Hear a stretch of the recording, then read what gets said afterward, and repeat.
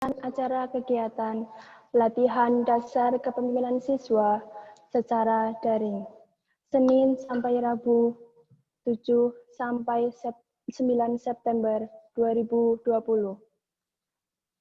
Yang terhormat Kepala Sekolah SMA Negeri 1 Rawalo, yang kami hormati Bapak Ibu Guru Karyawan SMA Negeri 1 Rawalo, teman-teman peserta LDKS yang berbahagia. Assalamualaikum warahmatullahi wabarakatuh. Salam sejahtera untuk kita semua. Pertama, marilah kita panjatkan puji syukur kita kehadirat Allah Subhanahu wa Ta'ala karena kita masih bisa diberikan kesempatan untuk mengikuti kegiatan LDKS hari ketiga. Tak lupa sholawat dan salam untuk junjungan kita Rasulullah Shallallahu Alaihi Wasallam. Sebelum kegiatan LDKS dimulai, izinkan kami membacakan susunan acara pada hari ini sebagai berikut. 1. Pembukaan. 2. Pengisian. Pertama adalah materi tata upacara bendera dan baris berbaris. Yang ketiga, pengisian kedua adalah materi tentang laporan dan proposal. Yang keempat, penutup.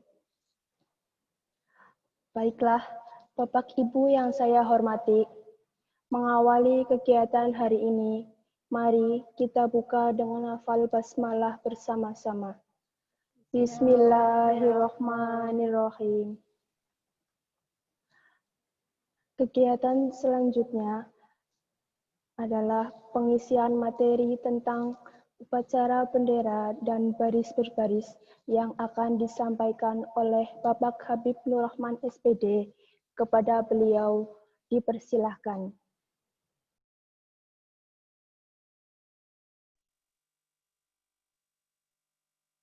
Oke, baik anak-anak. Bismillahirrahmanirrahim. Assalamualaikum warahmatullahi wabarakatuh. Yang saya hormati Kepala SMA Negeri 1 Rawalo, Bapak Ibu Guru, kesiswaan SMA Negeri 1 Rawalo, dan karyawan SMA Negeri 1 Rawalo. Pertama-tama marilah kita panjatkan puji syukur kehadirat Allah Subhanahu wa Ta'ala yang telah melimpahkan rahmat, hidayah, karunia kepada kita semua, sehingga pada hari ini alhamdulillah walaupun secara virtual ya kita dapat berkumpul dalam kegiatan LDKS, latihan dasar kepemimpinan siswa tahun periode 2020-2021. Baik anak-anak, sebelum masuk ke materi ada beberapa hal yang akan Pak Guru sampaikan. Yang pertama, Pak Guru mohon maaf banget ini untuk kegiatan LDKS tahun ini dilaksanakan secara daring ya. Kalau melihat di tahun kemarin kita kegiatan di Brimob Purwokerto. Mudah-mudahan untuk tahun yang akan datang pandemi ini sudah berakhir sehingga kita bisa kegiatan di Brimob lagi. Ya, mungkin sama saja sih berkesan kalau untuk kegiatan kemarin kita benar-benar diuji mentalnya, kalau kegiatan hari ini kita benar-benar diuji hatinya. Kenapa begitu? Karena kalian merupakan generasi yang harus berpikir kritis bagaimana caranya menghadapi pandemi ini dengan pola pikir yang sangat kreatif ya. Oke, sebelum masuk materi juga, karena hari ini memperingati H.Ornas ya, Hari Olahraga Nasional. Kalau dari kemarin Bu Evi, Bu Fitri, nah Bu Esti, kemudian Bu Lutfi mengingatkan kalian supaya tidak lupa memakai masker karena hari ini memperingati H.Ornas dan Pak Habib juga guru olahraga. Saya ingatkan kalian tetap berolahraga. Supaya apa? Supaya imunitas tubuh kalian naik sehingga kita terhindar dari yang namanya COVID-19. Gitu ya. Oke. Ada kabar gembira juga nih buat kalian. Insya Allah untuk Sabtu besok ada tatap muka nih dari kelas 12 sama Bapak Ibu Guru. Mungkin Bapak Ibu Gurunya nggak semuanya sih. Cuma insya Allah diizinkan tatap muka, tapi tetap menggunakan protokol kesehatan. Ya, untuk kegiatan hari Sabtu besok nanti akan diberikan informasi lebih lanjut sama panitia ya. Yang jelas nanti kita kumpul di sekolah jam 7 sehingga selesainya nggak terlalu sore. Agendanya ngapain? Agendanya nanti yang pertama adalah perkenalan dulu. Kan kemarin belum tahu nih siapa saja yang yang lolos dan sebagainya seleksi. Kemudian ada pembentukan struktur. Nah, kemarin kan belum sekretarisnya siapa, bendaharanya siapa, dan sekbidnya siapa saja nanti dibentuk di hari Sabtu besok. Kemudian penjelasan tupoksi, nanti ketua tugasnya ngapain, wakil tugasnya ngapain, terus sekretaris ngapain, dan sebagainya, sampai sekbid-sekbidnya ya. Terus kemudian pembentukan program kerja, karena sekarang lagi pandemi, program kerja kalian seharusnya juga virtual, banyak virtualnya nanti. Itu mudah-mudahan sih kalau Januari besok sudah tatap muka, kegiatan kalian juga sudah normal lagi. Terus kemudian latihan PBB dan TUB ya, seharusnya materi yang akan Pak Guru sampaikan ini juga praktek. Tapi karena terkendala nggak boleh kumpul, jadinya hari ini Pak Guru kasih materi saja ya. Untuk prakteknya kita Sabtu besok. Yang jelas PBB saya yakin kalian sudah bisa semua, karena kemarin pas seleksi juga kalian sudah ada PBB-nya. Insya Allah yang lolos OSIS tahun ini semuanya bisa PBB. Ya, semua hadap kanan, hadap kiri, gerakan dasar insya Allah bisa semua lah. Kalau yang nggak bisa, silakan nanti di privat lagi sama yang kelas 12 ya, sampai bisa. Itu. Terus langsung masuk materi. Mas Adit silakan ditampilkan PowerPoint-nya. Materi yang akan Pak Guru sampaikan kali ini hanya tata upacara bendera ya, karena yang PBB harus praktek sih. Ini kita juga Pak Guru, Pak Habib kasih materi saja. Oke, materi yang akan saya sampaikan adalah tata upacara pengibaran bendera di SMA Negeri 1 Rawalo. Oke, silakan dilanjut. Oke, sekarang ke arti tata upacara.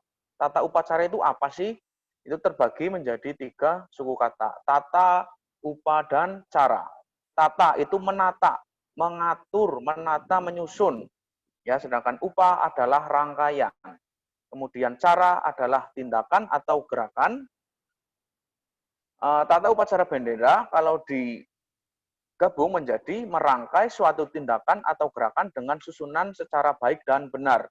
Jadi kalau upacara itu pasti ada susunan upacaranya, tersusun secara baik dan benar, tidak acak-acakan. Oke, silakan lanjut. Oke, dasar hukum. Ya, dasar hukum untuk upacara bendera. Yang pertama adalah Pancasila, kemudian Undang-Undang 1945, kemudian Undang-Undang Nomor 2 Tahun 1989 tentang Sistem Pendidikan Nasional, kemudian yang keempat Inpres Nomor 14 Tahun 1981 ya, tentang urutan upacara bendera. Nah, di sini silakan setelah ini nanti kalian searching tentang Inpres Nomor 14 Tahun 1981. Ya, silakan itu dibaca lagi. Saya yakin kalian belum ada yang membaca itu. Ya, tentang urutan upacara bendera. Nanti kalau di SMA kita masih ada yang salah atau masih ada yang keliru, silakan untuk dibenari lagi kalau tidak sesuai aturan. Kalau yang sudah baik untuk disempurnakan. Begitu ya, lanjut lagi. Nah, ada pejabat dalam kegiatan upacara. Siapa yang menjadi pejabat? Yang pertama adalah pembina upacara. Di sini biasanya ada kepala sekolah, wakil kesiswaan, dan guru-guru. Nanti diatur secara bergantian. Terdapat jadwalnya. Kemudian ada pemimpin upacara. Nah, siapa yang menjadi pemimpin? Yang menjadi pemimpin nanti adalah dari siswa. Biasanya kita di SMA Rawalo itu selalu bergantian setiap kelas. Misalkan Senin ini dari kelas 10 MIPA 1, nanti minggu depan 10 MIPA 2. Dan yang pasti Pak Guru kepengen OSIS itu punya punya grup sendiri pasukan pengibar bendera ya, yang solid dan bagus, harus paling bagus. Itu. Kemudian ada pengatur upacara, itu dari siswa juga. Kemudian pembawa upacara dari siswa juga. Oke, lanjut. Kemudian petugas upacara. Siapa yang menjadi petugas? Nanti semua petugas dari siswa. Karena apa? Buat latihan mental ya, menjadi berani tampil di depan itu sebuah hal yang sangat luar biasa. Apa saja petugasnya? Ya, yang pertama ada petugas naskah Pancasila, pembawa ya, nanti berada di belakang pembina upacara. Kemudian pembaca teks pembukaan Undang-Undang Dasar 45. Kemudian ada pembaca doa, kemudian kelompok pengibar atau penurun bendera, kemudian pemimpin lagu atau biasa disebut dengan Drijen ya. Gitu. Kemudian ada kelompok pembawa lagu, paduan suara, biasanya itu dari ekstra paduan suara. Kemudian pemimpin kelompok regu atau keton, kemudian ada cadangan tiap perangkat. Nah, di sini yang harus digarisbawahi adalah cadangan tiap perangkat. Selama ini Pak Guru memperhatikan, setiap kegiatan upacara itu belum ada cadangannya. Jadi misalkan ada yang sakit atau apa mendadak, harusnya sudah ada yang siap untuk menjadi cadangan. Gitu. Kita antisipasi barangkali ada kejadian yang seperti itu. Ya, silakan dilanjut.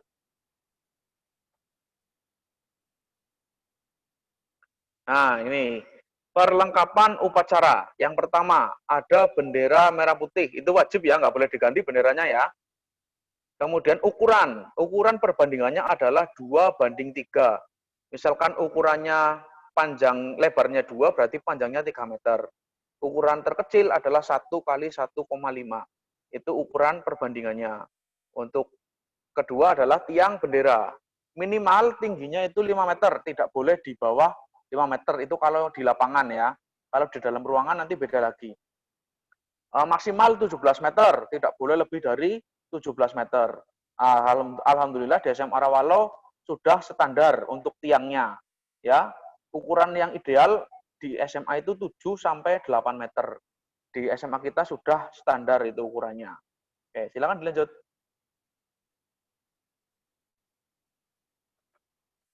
Nah, yang ketiga adalah tali bendera.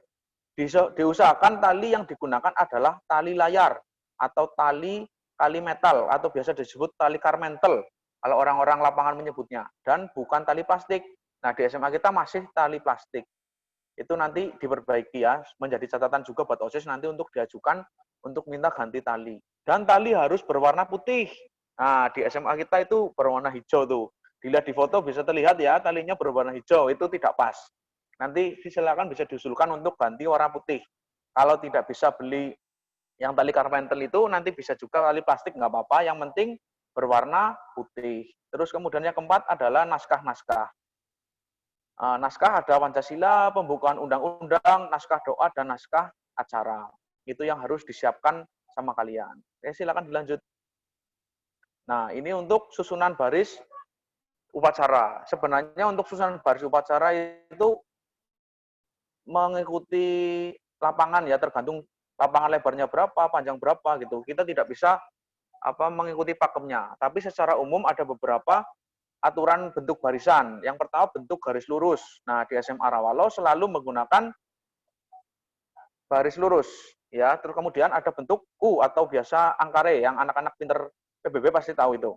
Terus kemudian ada bentuk L. Nah, di SMA juga pernah itu. Angkatan tahun 2007 itu masih menggunakan barisan L. Kemudian kita sesuaikan karena lapangannya serasa masih masuk, masih cukup.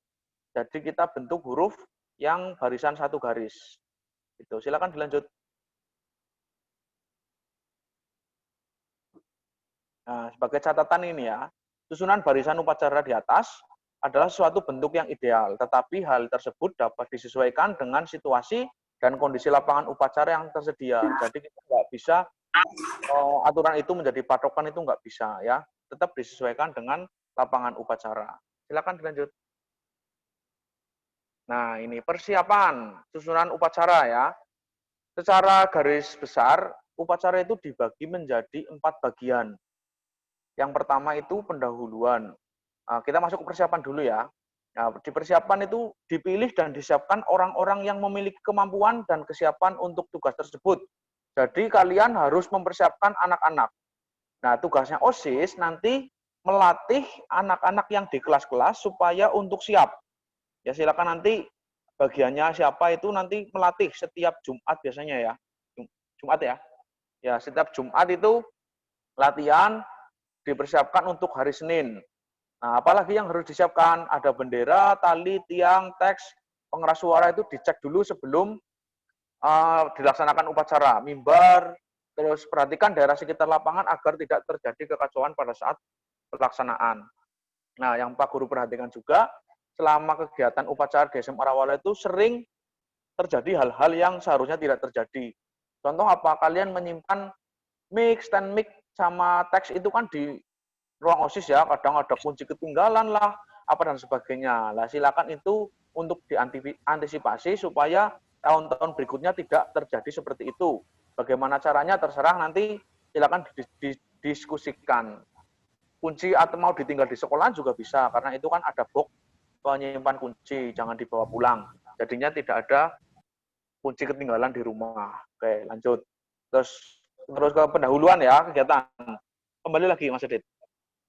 Nah, yang pertama itu, kita masuk susunan acara ya. Yang pertama, pemimpin peleton menyiapkan pasukannya.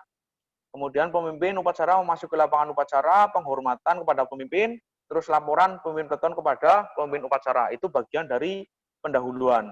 Nah, setelah laporan selesai, kemudian pas pemimpin peleton kembali ke barisan, kemudian pemimpin upacara mengambil alih dan diistirahatkan. Lanjut.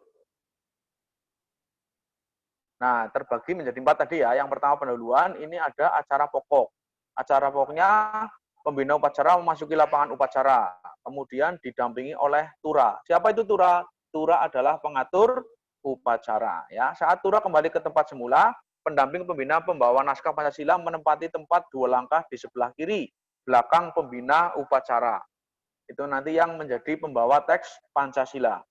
Kemudian penghormatan, laporan pemimpin upacara, kemudian pengibaran sang merah putih, mengheningkan cipta, pembacaan teks pembukaan, pembacaan teks Pancasila, terus menyanyikan lagu Indonesia Raya, pembacaan doa, laporan pemimpin upacara, penghormatan umum, kemudian pembina upacara meninggalkan lapangan upacara. Yang ini Pak Guru cepat saja ya, karena nanti kita akan praktek juga di hari Sabtu. Kalau terlalu lama di sini nanti kalian juga bosan. Terus lanjut lagi. Nah, C adalah acara penutup. Acara penutup nanti penghormatan kepada pemimpin upacara. Biasanya dipimpin oleh pemimpin pasukan yang paling kanan. Terus pemimpin upacara mengistirahatkan peserta upacara. Acara berikutnya adalah pengumuman-pengumuman. Biasanya pengumuman itu diisi pengumuman untuk petugas upacara minggu depan siapa. Kemudian penyerahan piala, penyerahan penghargaan atau apa begitu. Pengumumannya biasanya diisi itu. Dan biasa juga untuk rahasia-rahasia anak-anak yang tidak menggunakan topi, tidak menggunakan dasi, terus kemudian tidak menaati peraturan, misalkan celananya pensil, rambutnya panjang, kaos kakinya tidak putih, dan sebagainya. Itu kemudian setelah itu selesai, bisa dibubarkan. Lanjut. Nah, itu saja ya dari Pak Guru. Kalau ada kesalahan, mohon maaf. Dan kalau ada pertanyaan, bisa ditanyakan di lain waktu ya, karena kita waktunya terbatas juga. Terima kasih, tetap semangat. Pak Guru ucapkan selamat buat anak-anak yang terpilih menjadi OSIS. Kepada Mas Fauzan juga ya, selamat menjadi Ketua OSIS. Mudah-mudahan di tahun 2020 dan 2021, OSIS SMA Negeri 1 Rawalo semakin jaya. Gitu. Pak Guru juga berpesan kepada OSIS yang lama, yang sekarang kelas 12, tetap adik-adiknya dipantau, didampingi, jangan lepas, komunikasi terus ya, biar nanti setiap ada kegiatan OSIS atau apa, bisa saling membantu. Begitu, kalau ada pertanyaan, tanyakan minggu depan saja ya, kalau hari Sabtu ya. Sekian dari saya, wassalamualaikum warahmatullahi wabarakatuh.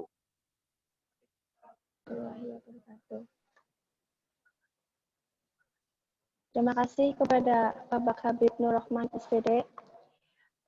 Begitulah materi yang telah disampaikan oleh Bapak Habib Nur Rahman SPD. Semoga apa yang telah disampaikan menjadi ilmu yang bermanfaat bagi kita semua. Kegiatan berikutnya adalah pengisian materi tentang cara penulisan proposal dan laporan yang akan disampaikan oleh Ibu Ipit Diarini Purnomo SPD. Kepada beliau, dipersilahkan.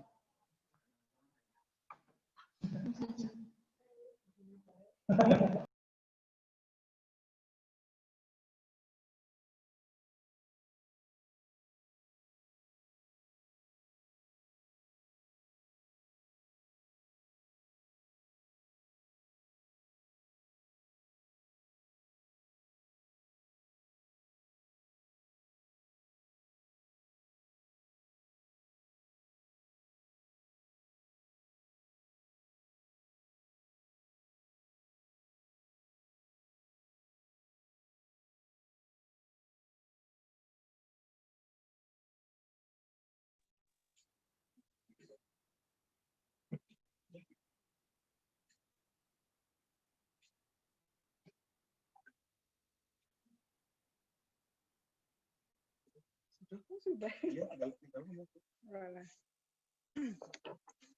Bismillahirrahmanirrahim. Assalamualaikum warahmatullahi wabarakatuh.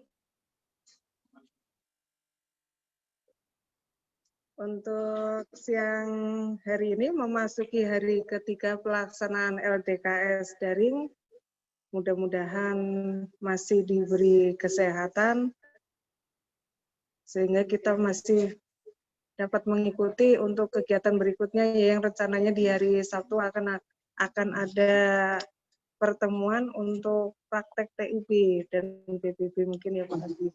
Gitu. Jadi alhamdulillah kita masih bisa bertemu, diberi kesehatan. Puji syukur kehadirat Allah Subhanahu wa taala. Mudah-mudahan kita selalu bersyukur atas nikmat yang telah diberikan olehnya. Untuk siang ini saya akan menyampaikan proposal dan laporan kegiatan. Untuk proposal sebetulnya saya kira sudah tidak asing lagi, apalagi yang sudah berkecimpung di organisasi. Nah, cuma untuk proposal mungkin masih ada yang bingung gitu ya. Jadi perlu saya sampaikan lagi proposal dan laporan kegiatan. Nah, untuk yang pertama pas itu proposal. Di sini ada kakak-kakak ada yang tahu proposal? Proposal?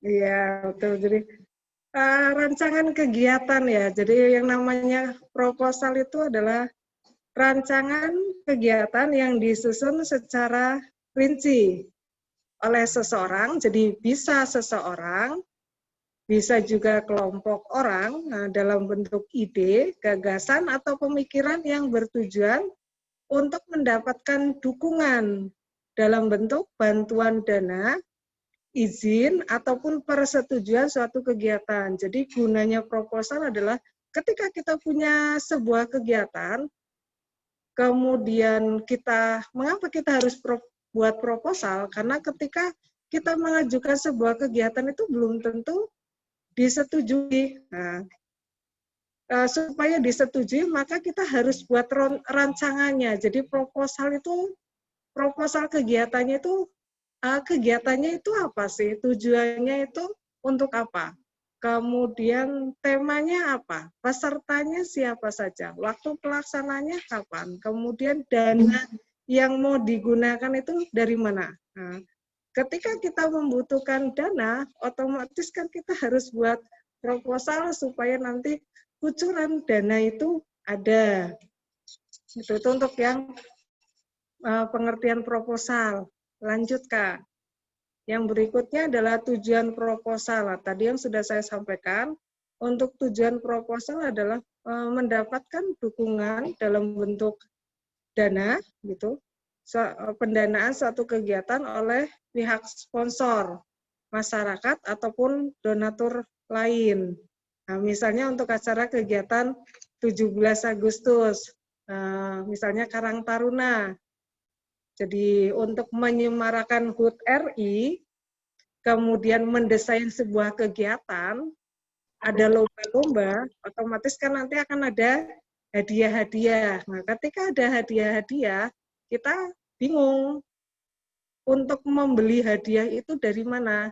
Nah, maka buatlah proposal, gitu. Membuat proposal untuk mengajukan dana atau mengajukan untuk mencari donatur, gitu. Donaturnya bisa dari warga setempat. Yang penting ada proposalnya. Kemudian tujuan yang kedua adalah untuk melakukan penawaran kerjasama bisnis. Nah, proposal dibuat oleh pemilik bisnis untuk diajukan pada pihak investor agar mau mendanai bisnis yang akan atau sedang dijalankan dengan sistem dan pembagian hasil tertentu. Jadi bisa juga proposal ini untuk tujuan bisnis. Jadi saya mau membuka usaha. Nah, usahanya ini lain daripada yang lain. Kemudian ketika akan dilaksanakan bisa jadi itu usahanya akan maju. Tetapi kendalanya adalah saya tak punya dana, maka buatlah proposalnya untuk mencari investor. Kemudian berikutnya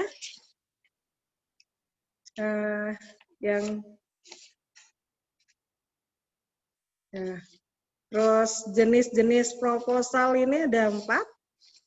Untuk yang pertama ada proposal kegiatan. Nah, proposal kegiatan itu apa? Proposal yang diajukan dalam rangka melaksanakan sebuah kegiatan. Nah, proposal kegiatan ini sangat bermanfaat karena membantu tersusunnya rencana program kegiatan yang akan diselenggarakan serta susunan kepanitiaan.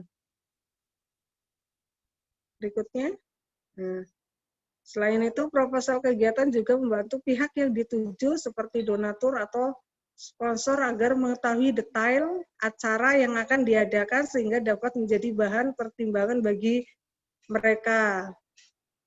Kemudian contoh proposal yang biasanya dibuat, proposal kegiatan yang dibuat, terutama untuk SMA itu ada 1 tentang kegiatan HUT RI, kemudian pertunjukan seni budaya, kemudian kegiatan memperingati hari Raden Ajeng Kartini, kemudian peringatan tentang HUT kemerdekaan RI, kemudian kegiatan tentang HUT sekolah, dan masih banyak sekali. Kemudian jenis yang kedua adalah proposal bisnis. Nah, dari namanya ini aja sudah dapat menebak ya, bahwa proposal bisnis ini proposal yang berhubungan dengan rencana kerja dan dunia bisnis, baik yang dilakukan bisa dengan individu ataupun kelompok. Intinya sama ya, gitu.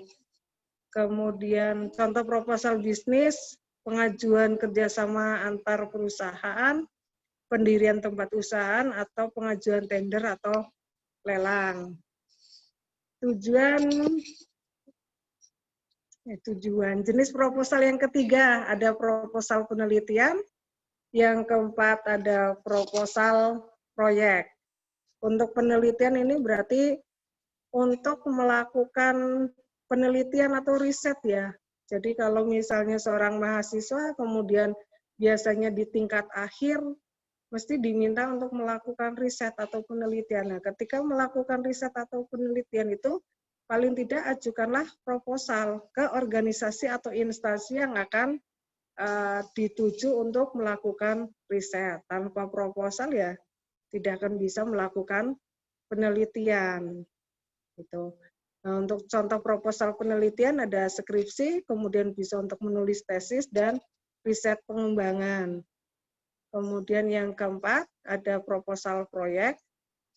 Nah, proposal ini adalah kaitannya dengan dunia bisnis. Nah, contoh proposal proyek ada pengadaan alat belajar, kemudian pembangunan jalan, serta proyek pendirian gedung baru.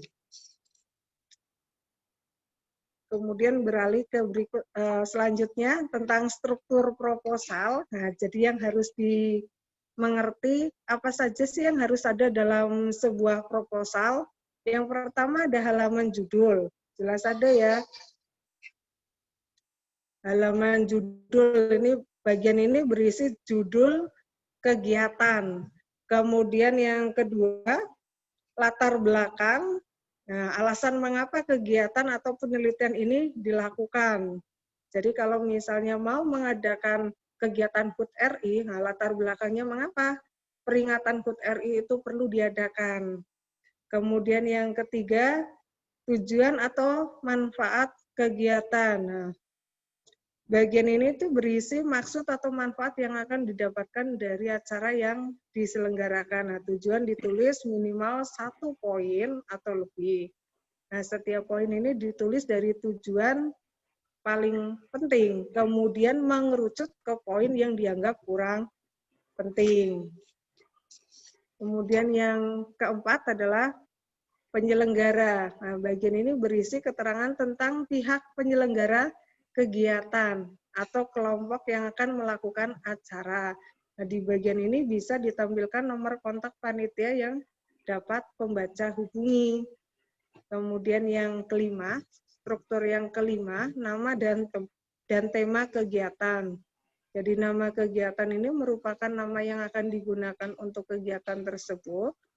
Kemudian tema kegiatan ini ditulis agar agenda kegiatan ini menjadi terarah.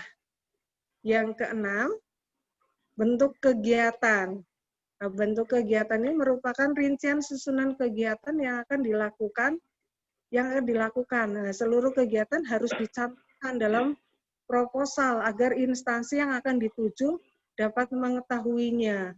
Maksud dan tujuan setiap kegiatan juga harus dijelaskan. Jadi di bentuk kegiatan ini, semua kegiatan yang akan dilaksanakan itu harus dilaksanakan. Jadi jangan sampai ada beberapa kegiatan yang tidak dimasukkan, kemudian tiba-tiba ketika pelaksanaan dimunculkan. Nah, itu nanti jadi masalah. Jadi yang namanya proposal itu kan rencana. Jadi kita punya ancang-ancang, punya angan-angan apa, kita masukkan. Nah, ketika sudah dimasukkan, maka tinggal nanti dieksekusi. Eksekusi itu mengikuti dari proposal yang sudah dibuat. Jadi jangan sampai ketika nanti melakukan kegiatan, melenceng dari proposal yang sudah dibuat. Nah, jadi percuma buat proposal. Jadi proposal itu intinya adalah pedoman kerja.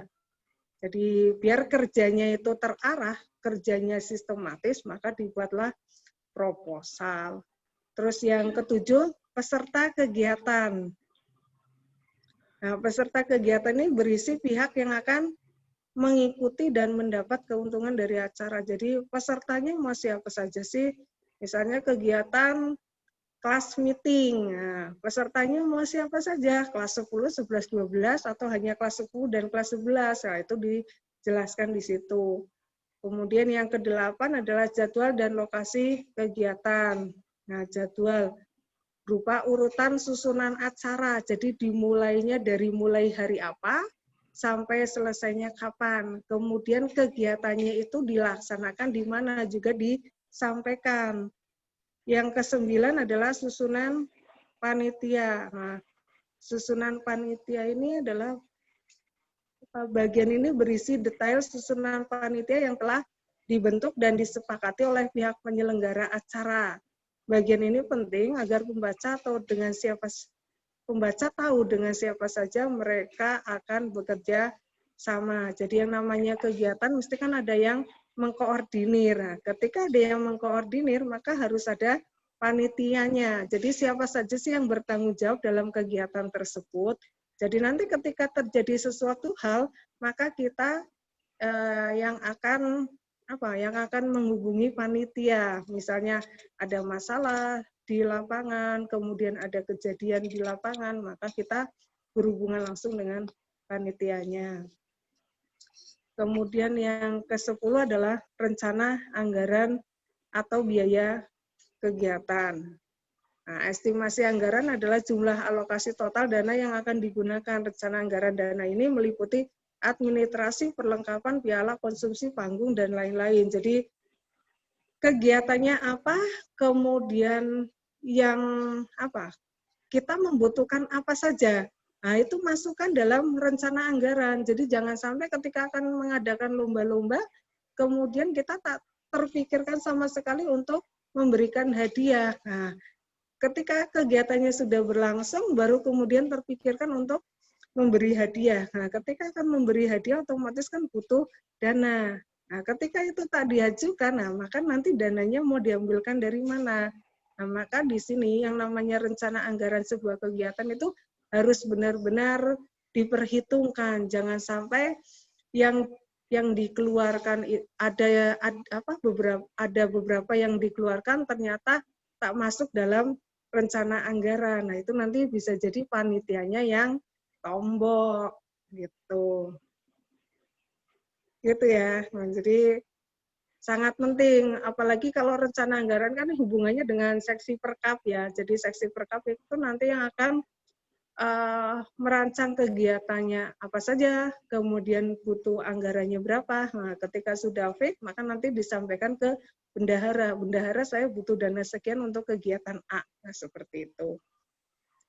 Kemudian yang poin yang ke-11 adalah penutup. Bagian ini adalah berisi kalimat atau paragraf yang menyatakan harapan agar pihak-pihak yang terkait itu mendukung terselenggaranya acara. Kemudian poin nomor 12, penawaran kerjasama ini hanya untuk yang khusus penawaran kerjasama ya. Jadi kalau proposal kegiatan berarti poin 12 ini tidak perlu ada. Kemudian yang poin yang ke-13 adalah tempat, tanggal, tanda tangan, dan nama. Jadi bagian ini terdiri dari tempat dan tanggal dibuatnya proposal, kemudian tanda tangan penanggung jawab proposal, dan juga nama lengkap atau nama terang dari penanggung jawab kegiatan. Nah, ketiganya ini dibuat berurutan secara sejajar. Itu untuk proposal. Kemudian kita lanjut. Ketika kita sudah merancang kegiatan, kemudian rancangan kegiatan kita sudah disetujui oleh pihak yang kita ajukan, kemudian kegiatan sudah dilaksanakan, tahapan yang berikutnya adalah kita perlu melaporkan kegiatan yang sudah dilakukan. Gitu. Jadi, mengapa harus seperti itu? Nah, maka kita akan ke materi berikutnya, itu tentang pengertian dan sifat laporan pertanggungjawaban. Nah, laporan pertanggungjawaban adalah suatu dokumen tertulis yang disusun dengan tujuan memberikan laporan tentang pelaksanaan kegiatan dari suatu unit organisasi kepada unit organisasi yang lebih tinggi atau sederajat. Nah, laporan pertanggungjawaban ini berguna sebagai bahan evaluasi terhadap seluruh proses pelaksanaan kegiatan dan hasil-hasil yang dapat dicapai dari kegiatan tersebut yang selanjutnya dapat dijadikan sebagai bahan pertimbangan bagi perbaikan-perbaikan dan peningkatan kualitas pelaksanaan kegiatan pada masa yang akan datang. Jadi sangat penting sekali sebuah kegiatan kemudian setelah sebuah kegiatan sudah selesai dilaksanakan kemudian dibuat laporannya. Mengapa? Yaitu tadi untuk bahan evaluasi di kegiatan berikutnya. Bisa jadi dalam sebuah kegiatan A itu tidak berjalan dengan sukses. Nah, tak berjalannya kegiatan itu dengan sukses, maka kita perlu masukan. Nah, masukannya itu perlu kita lampirkan di laporan pertanggungjawaban supaya untuk kegiatan berikutnya itu menjadi masukan. Oh, bahwa misalnya kendalanya tidak adanya koordinasi antar panitia. Nah, itu kan jadi bahan evaluasi. Berarti untuk kegiatan yang akan datang, untuk panitia harus lebih intens koordinasinya, jadi agar kegiatannya bisa berjalan dengan baik. Tuh. Yang berikutnya, laporan pertanggungjawaban pada dasarnya mencakup itu tentang laporan pelaksanaan kegiatan, laporan penggunaan dana, laporan pertanggungjawaban, tersusun secara sistematis dan komprehensif. Komprehensif itu meliputi 5W plus 1H. Kemudian terpadu, saling terkait antar satu bagian dengan bagian yang lain. Nah, biasanya dipakai dengan menggunakan format ukuran kuarto 1,5 spasi dan margin 4343. Kemudian berikutnya Kak, kita ke format penyusunan LPJ atau laporan pertanggungjawaban. Nah, ini untuk kakak-kakak berarti besok membimbing untuk membuat laporan pertanggungjawaban, karena selama ini biasanya proposalnya yang jalan, laporan pertanggungjawabannya yang terhenti gitu. Jadi proposal itu minimal dibuat 1 bulan, itu udah minim sekali ya. Paling tenggang itu 3 bulan sebelum kegiatan. Jadi jangan sampai minggu depan kita mau adakan kegiatan, proposalnya baru di ACC. Nah, nanti waktu menyiapkannya itu terlalu limited, terlalu sempit. Nah, kalau 3 bulan sudah disiapkan, sudah di ACC oleh Bapak Kepala Sekolah, otomatis kan ada tenggang waktu yang cukup lama untuk menyiapkan gitu. Untuk format LPJ, yang pertama bab 1 itu pendahuluan, berisi latar belakang kegiatan, kemudian nama kegiatan, 3 maksud dan tujuan. Nah, sebetulnya hampir sama dengan proposal. Nah, hanya tambahannya itu nanti tentang kalau di proposal rencana anggaran, kalau di LPJ nanti realisasi gitu ya. Bab 2, rencana pelaksanaan kegiatan. Nah, rencana mekanisme kegiatan itu berisi waktu, jadwal dan tempat kegiatan, kemudian peserta, nah, materi dan narasumber. Ini berarti kalau kegiatannya berisi apa ya? Bukan yang tentang olahraga ya. Kemudian 4 fasilitas. Kemudian yang A, rencana mekanisme kegiatan ini berarti fleksibel, nanti mengikuti proposal yang ada atau proposal yang diajukan. Kemudian yang B, rencana anggaran biaya. Nah, rencana anggaran biaya itu 1 berisi tentang rencana pengeluaran, yang kedua rencana pemasukan. Yang C, susunan panitia. D,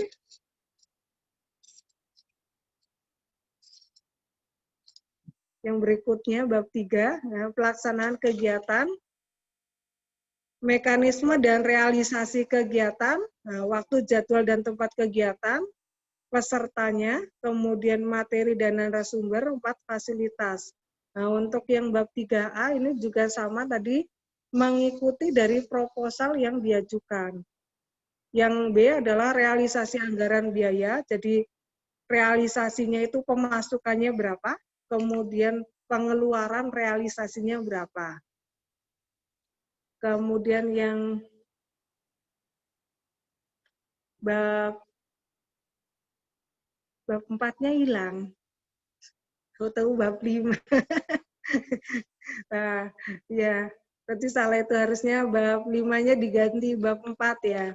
Bab 4 itu berisi evaluasi dan hasil pelaksanaan. Nah, evaluasi dan hasil pelaksanaan itu yang pertama evaluasi pelaksanaan kegiatan. Nah, faktor penghambatnya apa? Kegiatan tersebut. Kemudian yang jadi faktor pendukungnya apa? Nah, itu perlu disampaikan atau dituliskan.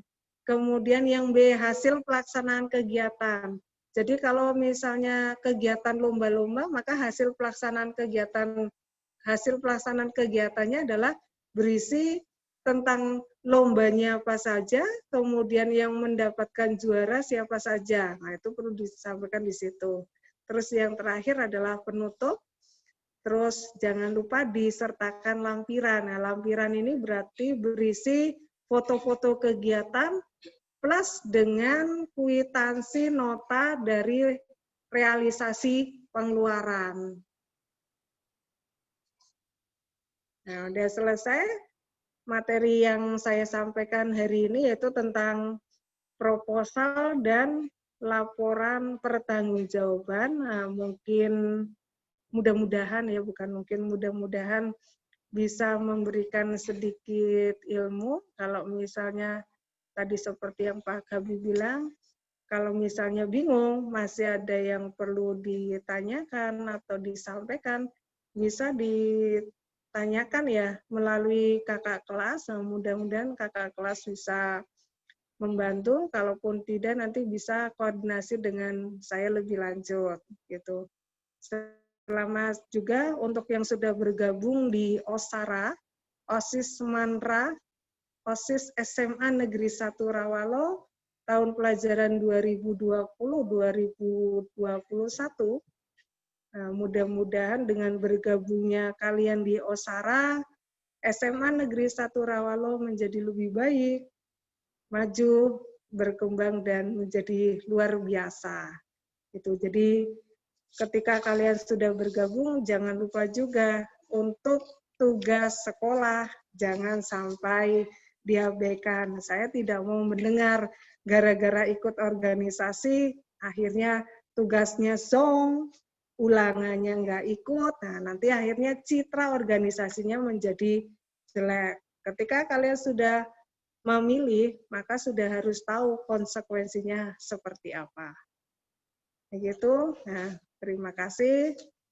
Tetap jaga kesehatan gitu, stay at home ya. Jangan lupa ketika keluar gunakan protokol COVID kesehatan. Mudah-mudahan kita bisa segera bertemu bertatap muka. Terima kasih. Assalamualaikum warahmatullahi wabarakatuh.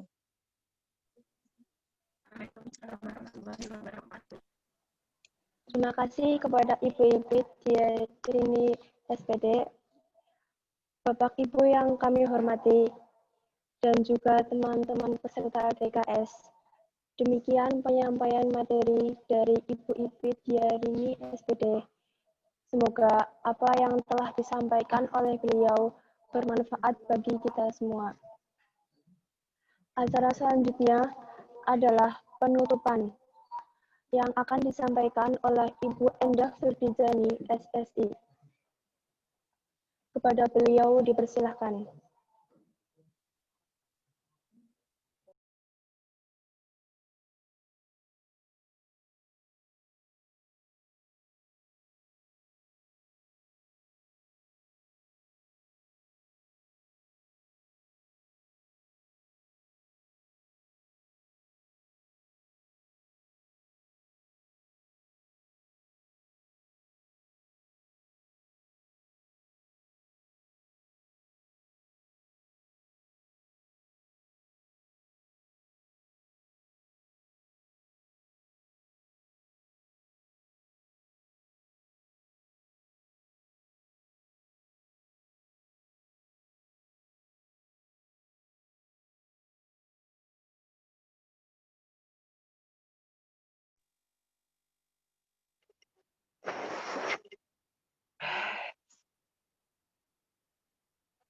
Ya, Bismillahirrahmanirrahim. Assalamualaikum warahmatullahi wabarakatuh. Bapak Kepala Sekolah SMA Negeri 1 Rawalo yang saya hormati, Bapak Ibu Guru Karyawan SMA Negeri 1 Rawalo yang saya hormati, Pembina OSIS yang saya hormati, juga untuk semua anak-anakku yang Ibu banggakan. Selamat siang, tetap semangat ya. Baiklah anak-anak, tak lupa Ibu sampaikan di sini sebelum menyampaikan sambutan penutupan, permohonan maaf dari Bapak Kepala Sekolah karena pada siang hari ini atau sore hari ini beliau tidak bisa menutup secara resmi, diwakili oleh saya untuk menutup kegiatan pada kesempatan sore hari ini karena ada acara yang tidak bisa ditunda. Begitu ya anak-anak ya, tetap semangat. Ya, baiklah anak-anak, tak lupa pertama-tama mari senantiasa kita panjatkan puji syukur kita kehadirat Allah Subhanahu wa taala karena atas semua limpahan nikmat dan karunia-Nya kepada kita masih diberi kesempatan untuk bertatap muka dalam kegiatan LDKS daring hari ketiga hari ini sekaligus penutupan. Salawat dan salam mari kita sampaikan untuk uswah kita Nabi besar Muhammad Shallallahu Alaihi Wasallam yang telah membawa kita menjadi manusia-manusia yang mudah-mudahan bisa mencapai derajat mutakin ya takwa karena dengan ilmu kita. Mudah-mudahan kita adalah hamba-hambanya yang kelak akan mendapatkan syafaatnya di akhirat. Amin. Baiklah anak-anakku yang Ibu banggakan, anak-anak penerus bangsa, calon penerus bangsa yang membanggakan khususnya SMA Negeri 1 Rawalo dan bangsa Indonesia. Ya, sebelum penutupan, Ibu akan menyampaikan beberapa hal. Terutama yang pertama, Ibu ingatkan kembali bahwa tujuan dari kegiatan latihan dasar kepemimpinan siswa ini tidak hanya suatu rangkaian dari proses seleksi ketua atau pengurus OSIS baru. Jadi bukan itu tujuan utamanya. Tapi tujuannya adalah ini lebih bermakna ya anak-anak. Karena kalian diberi bekal melalui kegiatan ini cara berorganisasi. terus cara memupuk karakter yang baik, kemudian cara membuat proposal, menyusun proposal, cara diajari untuk bagaimana bersikap sebagai seorang pemimpin leader, bagaimana cara bekerja secara teamwork, bersama-sama. Nah, itu adalah perlu pengorbanan anak-anak semuanya ya. Jadi karakter-karakter di sini antara lain melatih kepercayaan diri. Jangan lupa juga kalian itu sudah terpilih ya, terpilih menjadi siswa-siswa yang dekat depannya akan menjadi teladan bagi teman-teman kalian lainnya. Ya, jadi artinya kalian harus bisa memberikan contoh, sikap dan perilaku yang bertanggung jawab. Ya, di organisasi nanti kalian akan secara sendirinya nanti akan berkembang. Pola pikir kalian berkembang. Kalian akan lebih berani mengungkapkan pendapat. Itu yang penting ya dalam berorganisasi. Atau mungkin memupuk rasa empati, loyalitas terhadap organisasi, terhadap penderitaan teman. Nanti ini akan sendirinya terlatih dengan baik. Diajari cara menyelesaikan masalah kemarin ya, problem solving. Karena suatu kelompok yang selalu dinamis itu pasti akan muncul suatu masalah-masalah baru. Tidak hanya masalah satu selesai, tapi nanti akan muncul masalah-masalah yang lainnya. Apalagi dalam kerja kelompok. Pasti bersinggungan, berbeda pendapat, pasti akan terjadi. Nah, ini kalian akan dilatih bagaimana caranya menyelesaikan masalah itu semuanya. Harusnya kalau ada kegiatan tatap muka, ini nanti biasanya kita melakukannya dengan permainan-permainan dinamika kelompok. Nah, itu adalah permainan, di situ akan dilakukan simulasi cara memecahkan masalah secara berkelompok. Tapi untuk saat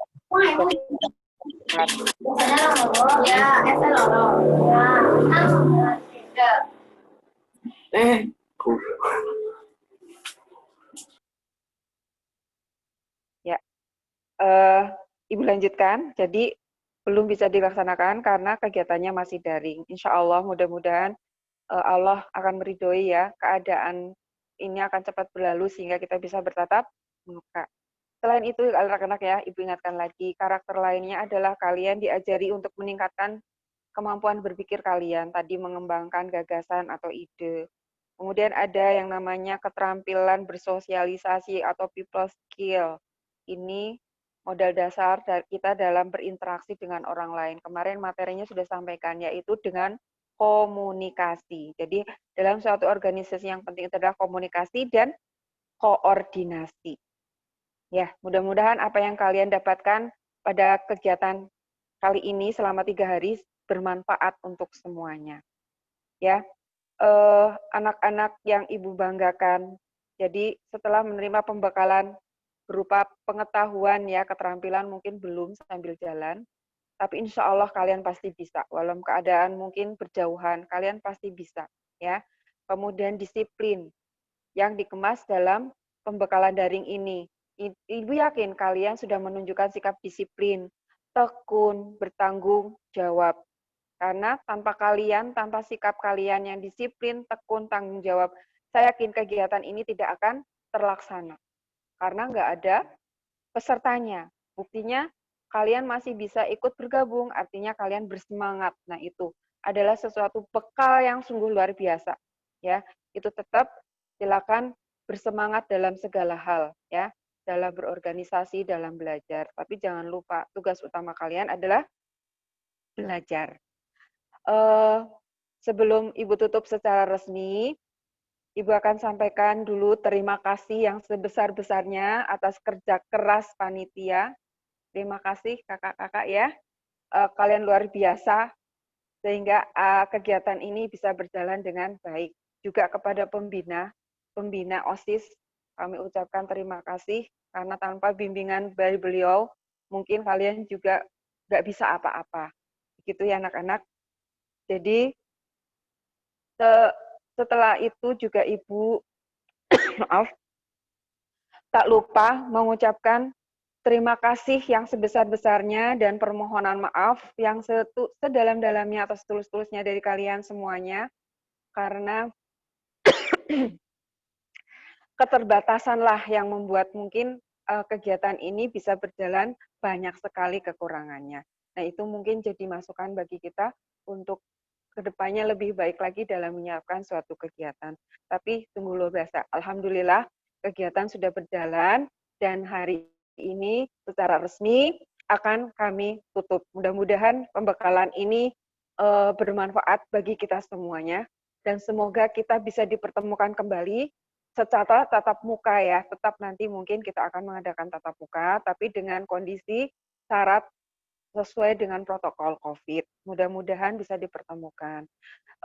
Demikian yang bisa kami sampaikan. Jadi atas nama Kepala Sekolah, kami secara resmi menutup kegiatan LDKS Daring SMA Negeri 1 Rawalo tahun pelajaran 2020-2021. Tetap semangat.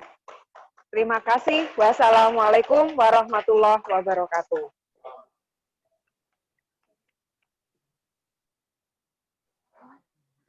Terima kasih kepada Ibu Endah Firdejani SSI.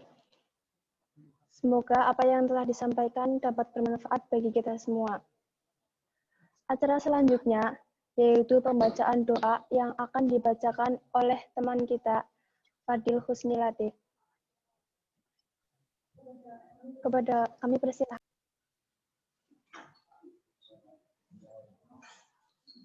Assalamualaikum warahmatullahi wabarakatuh. Bismillahirrahmanirrahim. Allahumma sholli ala Sayyidina Muhammad wa ala alihi wasallam. Ya Allah, ya Rahman, ya Rahim. Dengan segala kebesaran dan keagungan-Mu, kami mengucapkan puji dan syukur atas kehadirat-Mu, serta dengan menadahkan tangan untuk memohon keridhaan-Mu, terimalah doa kami. Ya Allah, jadikanlah kami insan yang berkualitas dan bermutu, membekali diri dengan segudang ilmu dan berpikir maju, mengasah keterampilan, belajar giat, menggapai masa depan dengan penuh keyakinan. Ya Allah, atas berakhirnya kegiatan LDKS hari ini, maka kami mohon kepadamu, ya Allah, agar Engkau memberikan kami kefahaman ilmu yang telah kami dapatkan, dan mampukanlah kami untuk bisa mengamalkan semua ilmu yang telah kami dapatkan, dan catatlah kami para pecinta ilmu. Ya Allah, ya Tuhan kami, Tuhan yang Maha Pengasih, lagi Maha Penyayang. Ampunilah segala dosa dan kesalahan kami. Dengarkanlah harapan dan permohonan kami. Terimalah doa kami. Kabulkanlah doa permohonan kami. Rabbana atina fid dunya hasanah wa fil akhirati hasanah wa qina adzabannar. Alhamdulillahirabbil alamin. Wassalamualaikum warahmatullahi wabarakatuh. Waalaikumsalam. Akhirnya, seluruh rangkaian kegiatan LDKS secara daring pada hari ketiga atau terakhir telah berakhir. Kami dari Panitia LDKS mengucapkan banyak terima kasih dan mohon maaf jika ada kesalahan selama kegiatan LDKS. Wassalamualaikum warahmatullahi wabarakatuh. Waalaikumsalam warahmatullahi wabarakatuh.